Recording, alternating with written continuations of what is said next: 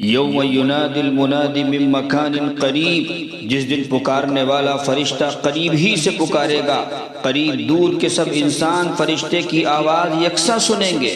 یہ فرشتہ کہاں سے پکارے گا، کس کو پکارے گا؟ زید بن جابر شافعی کی روایت ہے، یہ سور پھونکنے والا فرشتہ اسرافیل علیہ السلام ہوں گے۔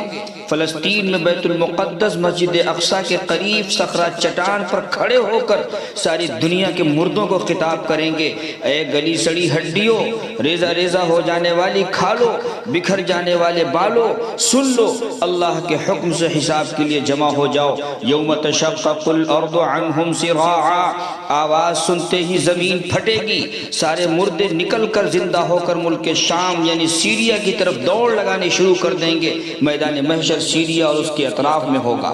ترمذی میں معاویہ ابن حیدہ رضی اللہ تعالی عنہ کی روایت ہے، رسول اکرم صلی اللہ علیہ وسلم نے اپنے دست اقدس سے اپنے مبارک ہاتھ سے سیریا کی طرف اشارہ کرتے ہوئے فرمایا، من ہا ہنا الی ہا ہنا تحشرون رکبانا و مشاتا، قیامت کے دن یہاں سے اس طرف یعنی ملک شام کی طرف سیریا کی طرف جمع کیے جاؤ گے، تم میں کچھ سوار ہو کر جائیں گے، کچھ پیدل جائیں گے اپنے اپنے اعمال کے حساب سے۔ وَتُجَرُّونَ عَلَى وُجُوهِكُمْ يَوْمَ الْقِيَامَةِ، اور قیامت کے دن تم میں کچھ کو چہروں کے بل گھسیٹ کر لے جایا جا رہا ہوگا۔